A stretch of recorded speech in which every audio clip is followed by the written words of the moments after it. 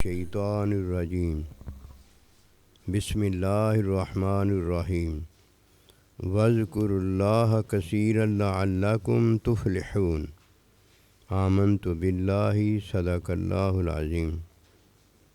اللہ سبحانہ و تعالیٰ کا ارشاد پاک ہے کہ اللہ کا ذکر کثرت سے کرو تاکہ تم کامیاب ہو جاؤ۔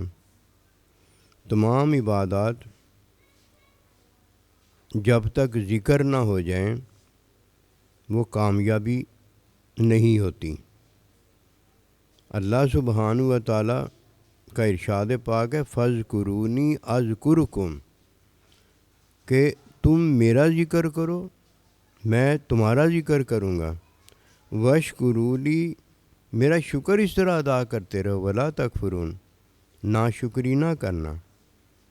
اس سے بڑھ کر شکر گزاری رکھتی ہے کہ دنیا کی عارضی زندگی میں وہ بندہ کامیاب ہو جائے جو اللہ کا ذکر کرتا ہے۔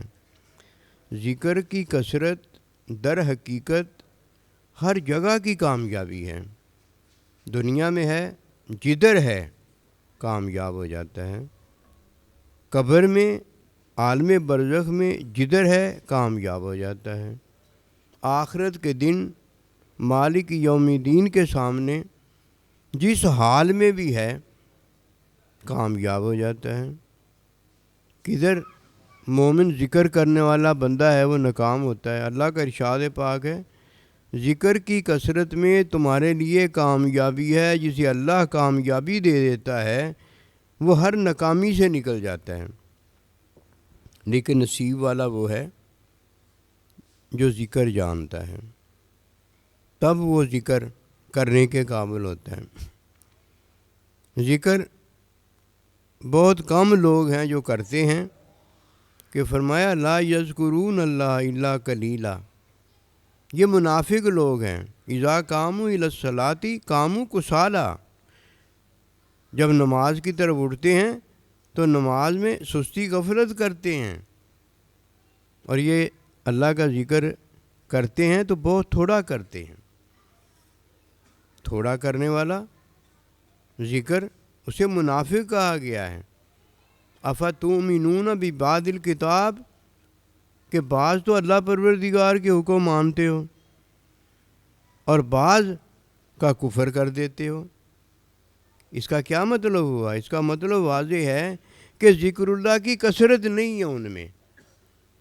اگر ذکر اللہ کی کثرت ہوتی تو سارے ہی جو اللہ پاک کے حکم اور حکم کی تعلیم میں ذکر تھے وہ سارے کے سارے ہی کرنے والا ہوتا۔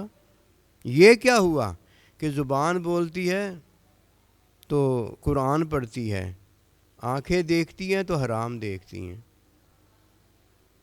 یہ ذکر کرنے والا ہوا؟ اسے پتہ نہیں ہے ذکر کسے کہا جاتا ہے۔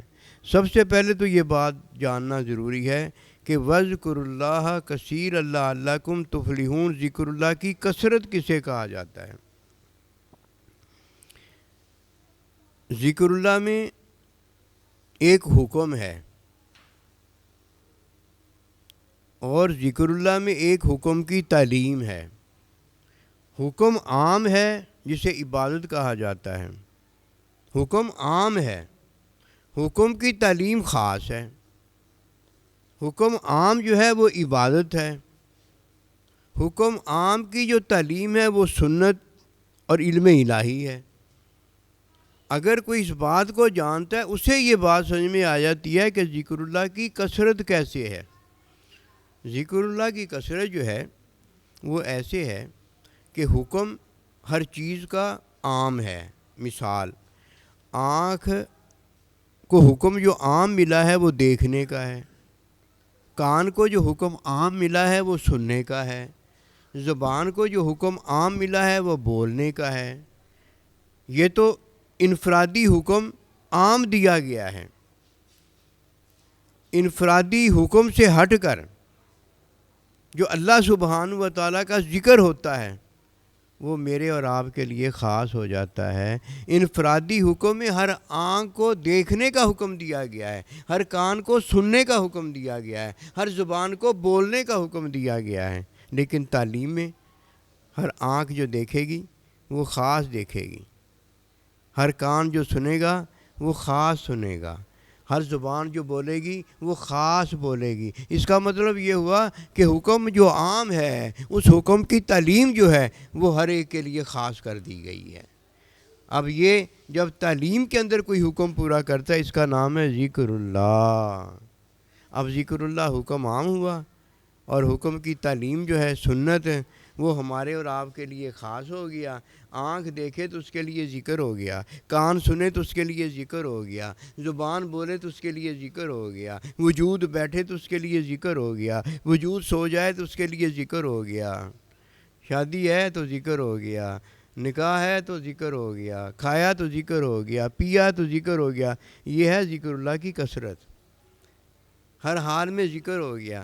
تو جب 24 گھنٹے بندہ اللہ کا ذکر کرتا ہے تو یہ تو بندہ خاص ہے نا۔